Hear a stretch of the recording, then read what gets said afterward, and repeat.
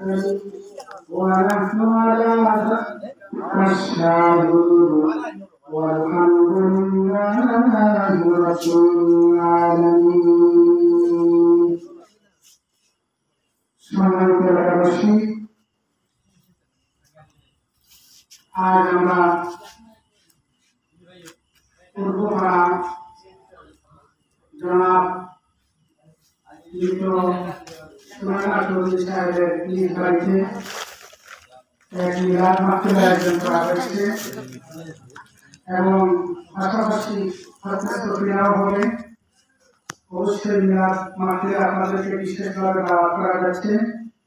আপনারা এই বিষয়টি ঘোরাফেরা না করে আপনারা মিলাদ মাহফিলে অংশগ্রহণ করে দুনিয়া ও আখিরাতে অশেষ সওয়াব হাসিল করুন। অবশ্যই মিলাদ মাহফিলে অংশগ্রহণ করলে আপনার দিল অন্তর মনের মতো হয়ে যাবে। একটু দিদি রাখার মধ্যে শরীর হলে অবশ্যই আপনার মন গড়ে যাবে।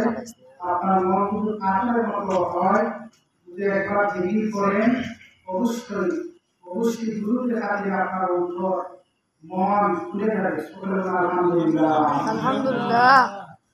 আমরা একটু মহাবর্ষে আল্লাহ ওয়া মালাইকাতাহু ইউসাল্লুনা আলান নবী ইয়া আইয়ুহাল্লাযীনা আমানু সাল্লু আলাইহি ওয়া সাল্লিমু তাসলিমা। আল্লাহুম্মা সাল্লি আলা সাইয়্যিদিনা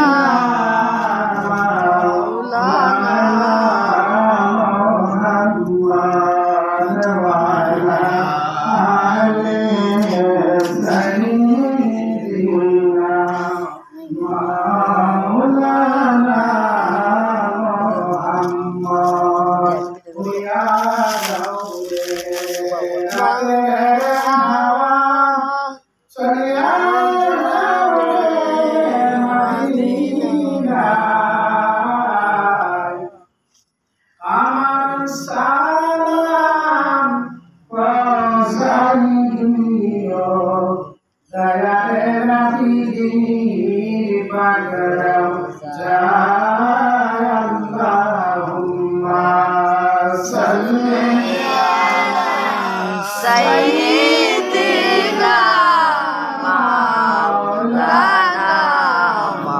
Muhammad wa ala alihi Sayyidina Maulana Sayyidina Maulana Muhammad wa ala alihi Sayyidina Maulana